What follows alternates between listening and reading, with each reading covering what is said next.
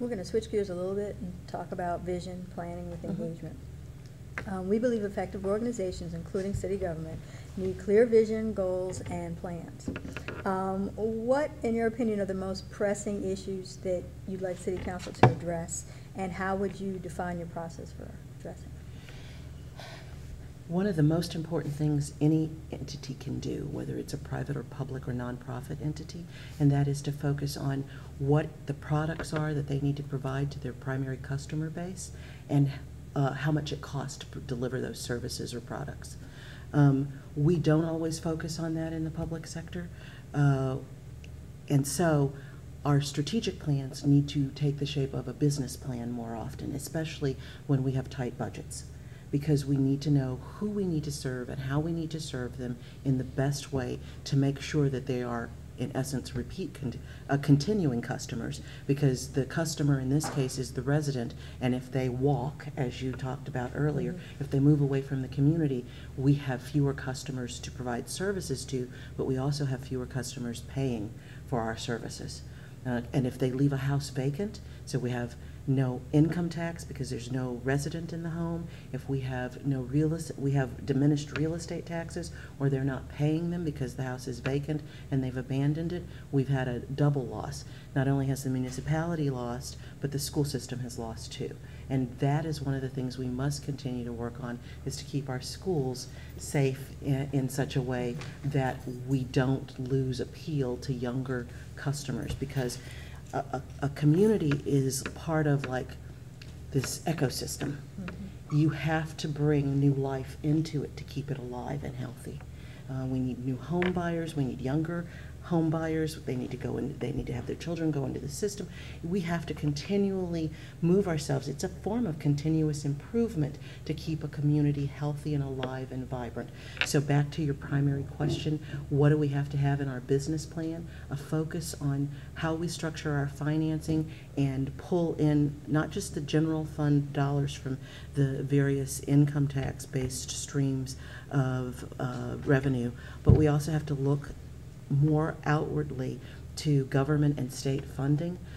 Right now is an opportune time to look for stimulus money, to figure out what options we can have from not only the U.S. Department of Housing and Urban Development, but from Commerce and things from EPA, where we have to do redevelopment so that we can do assessments and brownfield cleanup with other people's money, so that we can recruit businesses which will bring new investment into the real estate and increase the value of it. And when our commercial districts are all worth more, then the houses around them are all worth more. And when the commercial buildings are fully occupied with employees who are making a decent living wage or better, then we have higher income taxes that we share with other communities. And so it really is a life cycle, and we have to focus on how we increase our revenues by focusing on economic development finance, and by making sure we project what we're going to receive and manage that money well. And so the focus of the plan right now is not about the frills, but about the hardcore things that will bring the cash flow back to this city. Okay. Well, in keeping with that, how would you build community support for taking that approach or vision? Sometimes you have to go out into the community. The people elected you to serve them, and sometimes your service means walking the walk and talking the talk. So that means you have to have neighborhood meetings. You have to put your home phone number out there. You have to talk to people on a regular basis. If you're in the grocery store in your sneakers with your hair up in a ponytail and it's not a good hair day, you still have to talk to people about the latest issue that they're concerned about. Excuse me, are you Cheryl Stevens? Are you concerned about, so you have to respond politely. We can't isolate ourselves from the people who need us to care for them and to support them. Okay, well, thank you. We're going to switch gears and switch questioners as well. Hi, I'm Louis Pellis. I'm a lifelong resident and a fourth-generation student at Cleveland Heights High School. I'm going into my senior year there, and I'm the editor of the Black and Gold student newspaper. So I'm going to ask you some questions about the schools. Okay. It's hard to dispute the interdependence of our public schools and city, yet close and supportive relationships are not a given. What do you think is the city government's role relative to the support of education? Technically, there is no direct relationship between the schools municipal government. The way our state is structured and the way our municipal government is structured, the relationship is that they share assets.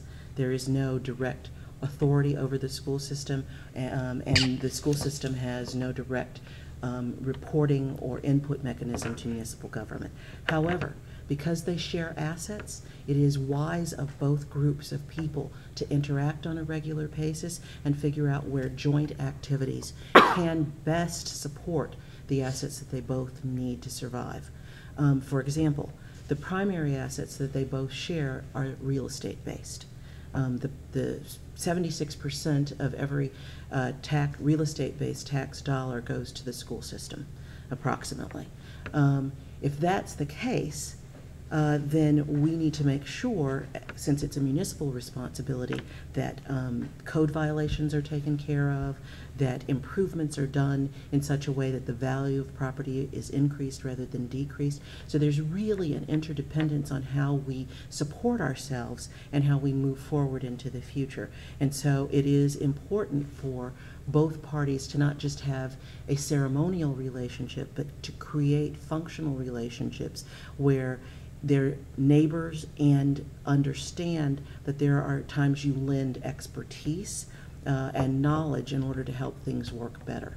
It is not, I don't know that it's fair for me to say that I could tell a school board member exactly how they should manage their real estate assets, but it is fair for them to ask us to give them help, if I'm a council member, on analyzing what the best reuse of vacant school properties are, or who the best tenants are if we have staff that are capable of financial analysis and real estate development tasks. So those are the ways that we can interact. In addition, some of the things that the city does is after-school support for youth programming through the community development block grant activities. And so sometimes it's appropriate for the school system to make recommendations about how monies such as those are used to provide youth oriented activities. So there are a whole series of ways where you can, not through law, set up the relationship, but by courtesy and by an understanding of the common goals that are so necessary. Because one of the things new home buyers evaluate is the school system when they come to when they are looking to purchase. And one of the things that is in a report card about a community publicly is how well the school system functions. So yes, there's an interdependence.